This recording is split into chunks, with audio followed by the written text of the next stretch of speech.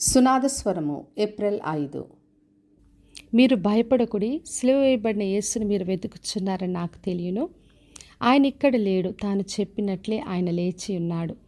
మత్తయి సువార్త 28వ అధ్యాయము 5-6 వచనములు. యేసుప్రభు సమాధి దగ్గర కొందరు స్త్రీలు వెళ్ళినప్పుడు దూత వాళ్ళతో పలికిన మాటలు. మీరు భయపడకుడి, సిలువ వేయబడిన యేసుని మీరు వెతుకుచున్నారని నాకు తెలియను. ఆయన ఇక్కడ లేడు, తాను చెప్పినట్లే లేచి ఉన్నాడని పలికెను. మరి యేసు ప్రభు ఆయన చెప్పినట్టుగానే లేచి ఉన్నాడు.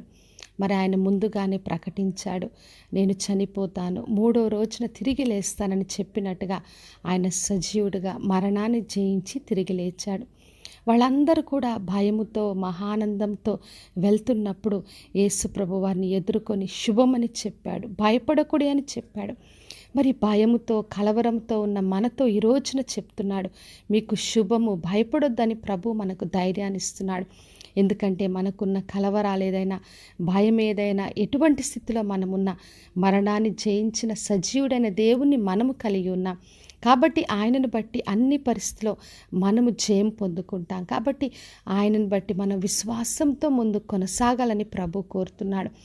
యోహాను సువార్త 11వ అధ్యాయం 25వ వచనంలో యేసు ప్రభు వాగ్దానం చేశాడు, పునరుత్థానమును జీవము నేనే, నాయందు విశ్వాసం ఉంచువారు చనిపోయినా బ్రతుకును, బ్రతికి నాయందు విశ్వాసం ఉంచి ప్రతి వారిని ఎన్నటికీ చనిపోడని.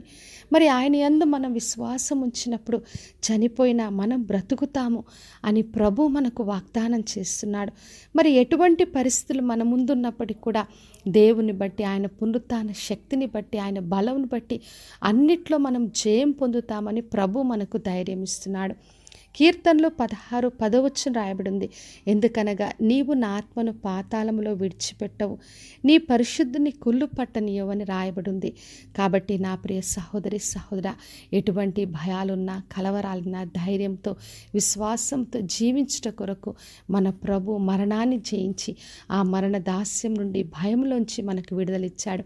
కాబట్టి మనము ఆయన వైపు చూద్దాం, ఆయన పునరుత్థాన శక్తిని బలమును పొందుకుందాం. ఆయన మన కొరకు నిత్య జీవాన్ని సిద్ధపరిచాడు.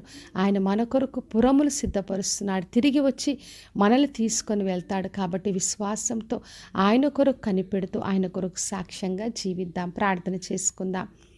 పరలోకమందున్న మా తండ్రి, మా దేవ, ఈరోజు ఇచ్చిన వాగ్దానం కొరకే వందనాలు. ప్రతి ఒక్కరిని బలపరచండి, ధైర్యపరచండి. ప్రతి ఒక్కరి జీవితంలో మీ పునరుత్థాన శక్తిని బలమును అందరికీ బయలుపరిచి ధైర్యంతో మీ కొరకు తండ్రి ముందు కొనసా కృప అందరికీ దయచేయమని యేసు నామములో అడిగి వేడుకొంచున్నాను తండ్రి, ఆమెన్. ఈ శుభవచనము వినుచున్న ప్రతి ఒక్కరి జీవితంలో నెరవేర్చబడునుగాక. నేను మీ ప్రియ సహోదరి మంచులాచరణ్.